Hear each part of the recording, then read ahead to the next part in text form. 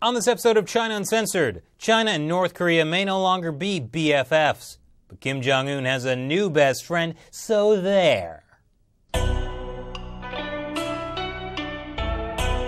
Hi, welcome to China Uncensored. I'm your host, Chris Chappell. For decades, North Korea and China were besties, together like peas and carrots, like rice and gochujang.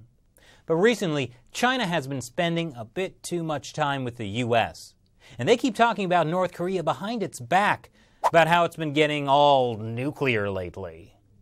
And now China's telling North Korea that maybe they can't even be friends anymore. Poor Kim Jong-un must be so sad. But fortunately, he might have made a new friend. A big, strong, manly friend. No, not me. Vladimir Putin. They have so much in common. Think about it. Putin's an outdoorsman, a friend to the animals, and beloved by children. That's a perfect match for Kim. He's an outdoorsman, friend to the animals-ish, and the children, how come they're not smiling? Maybe because they were told they're all going to summer re-education camp. Don't worry, kids, it'll be great. Talent shows, archery, making arts and crafts for export in exchange for food. And don't forget the classic summer re-education camp tradition, staying up after curfew to try to sneak across the river into China. Makes me miss my summer camp days. But anyway, back to Russia. As ties between China and North Korea deteriorate, Russia has been stepping in to fill the void, and it's not so unusual. After the Second World War, Russia, the Soviet Union, was North Korea's sugar daddy. With its support, North Korea became strong, with an economy that was even stronger than U.S.-backed South Korea. But that relationship fell apart after the Soviet Union had a big breakdown in the early 90s. And without Soviet subsidies, the North Korean economy collapsed and they kind of stopped being able to feed everyone. That's when China came in and their relationship became close. Like, really close. Ugh. But now that China's new leader is making new friends, Russia's back for the friendship rebound. Actually, Russia's been trying for a few years now.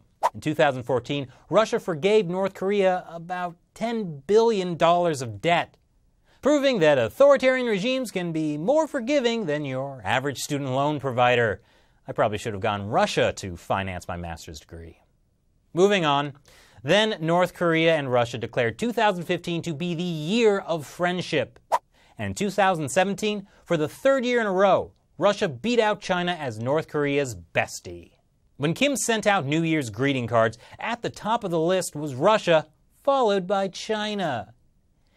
Dear Putin, Happy New Year. I like your horse. Love, Kim.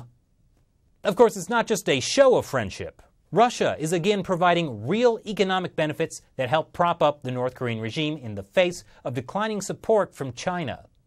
According to the U.S. political intelligence firm Stratfor, when China recently threatened to cut off fuel exports to North Korea if it conducted its 6th nuclear weapons test, Russia hinted it could replace at least some of that supply. And according to Reuters, Russia has already taken over the supply of jet fuel to North Korea after China halted exports 2 years ago. Now, state-run North Korean airline Air Koryo will have fuel again. New tagline, "We're not the world's worst airline anymore." And the Kremlin isn't just helping North Korea with air travel. Later this month, a new ferry service between these two cities is scheduled to launch, carrying potentially 200 passengers and 1,000 tons of cargo 6 times a month. Now you might be wondering, what kind of passengers go between North Korea and Russia? Well, slaves might be a more accurate term. There's an estimated 30,000 North Korean workers in Russia, and almost all of their earnings go to the North Korean regime. It's one of the few sources of income for North Korea. That and selling drugs out of its embassies, which is a real thing. So why is Russia moving closer to North Korea? What can there possibly be in it for them? Well, Russia wants to take over China's role holding North Korea's leash. For over a decade, China presented itself as the only country that had any possible sway over North Korea. If the global community had any illusions about forcing a change there, they'd have to go through China. That gave the Chinese regime a lot of international leverage.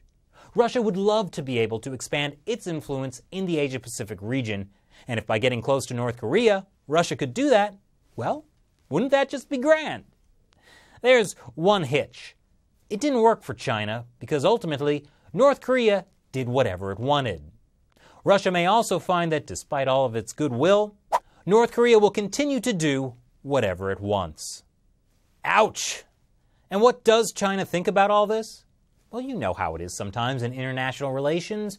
You're best friends with a neighboring country, mostly because the two of you grew up together, fought wars together. But now that your best friend is getting totally obsessed with launching nuclear weapons, you're not sure you have all that much in common anymore. So you're making new friends, and there's only so much room in your life for crazy. But now Russia is moving in and trying to be even better friends than you were with North Korea. And that hurts a little. Not that you and Russia were super close, but you always stood together against the United States, like on the UN Security Council. And now everything is getting complicated, and North Korea, well, you're never going to be that close again. But maybe there's still a way to save some part of the friendship, at least for international leverage purposes. So you know what? Next time you have a party, Russia and North Korea are invited. So what do you think of Russia trying to replace China as North Korea's BFF?